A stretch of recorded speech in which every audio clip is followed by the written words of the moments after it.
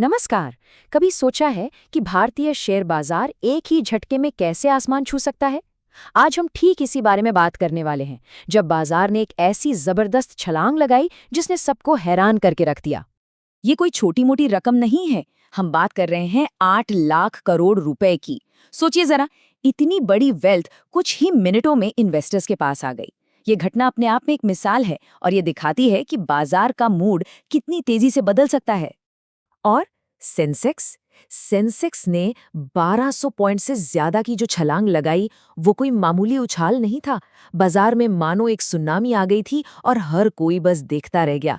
इतनी तेजी वाकई में जबरदस्त। तो सवाल यही उठता है कि इस तूफान के पीछे कौन सी ताकतें थीं? आखिर वो कौन से कारण थे जिन्होंने बाजार को रॉकेट की तरह ऊपर की ओर धकेल दिया? चलिए, इस पूरी पहेली को एक एक करके सुलझाते हैं। इस पूरी कहानी का जो सबसे पहला और सबसे बड़ा टर्निंग पॉइंट था, वो आया मिडिल ईस्ट से आई एक खबर से। एक ऐसी खबर जिसने दुनिया भर के बाजारों का मूड ही बदल दिया। तो खबरें ये आईं कि अमेरिका और ईरान के बीच जो तनाव अपने चरम पर था, वो अब कम हो रहा है और वो कुछ ज़रूरी मुद्दों पर सहमत हो रहे हैं।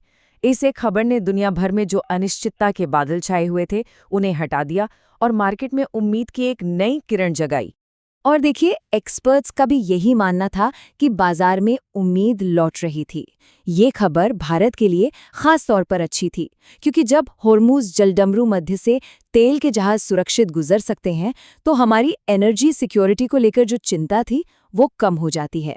और ये हमारे लिए बहुत बड़ी बात है। अब इस एक खबर का असर तुरंत और बहुत ही शक्तिशाली तरीके से पूरे एशिया के शेयर बाजारों पर पड़ा, ठीक वैसे ही जैसे शांत तालाब में एक पत्थर फेंकने से लहरें उठती हैं। जरा इस स्लाइड को देखिए। ये दिखाता है कि कैसे ये पॉजिटिविटी पूरे एशिया में फैल गई। जापान का निकी और कोरिया का कॉस्पी 3% तक उछल गए और शंघाई कंपोजिट में भी 1% की बढ़त दिखी। जब सारे बड़े बाजार ग्रीन में ट्रेड कर रहे हों, तो ये भारतीय बाजार के लिए एक बहुत मजबूत माहौल तैयार करता है।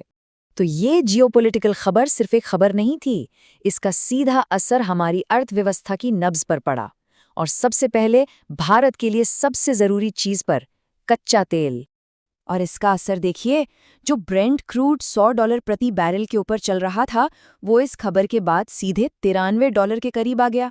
मतलब एक ही दिन में 5% से ज्यादा की गिरावट। ये बहुत बड़ी राहत थी, क्योंकि तेल की बढ़ती कीमतें हमारी अर्थव्यवस्था के लिए सबसे बड़े खतरों में से एक हैं। लेकिन तेल की कीमतों में ये गिरावट भारत के लिए इतनी बड़ी बात क्यों है? इसका जवाब इस स्लाइड में छिपा है।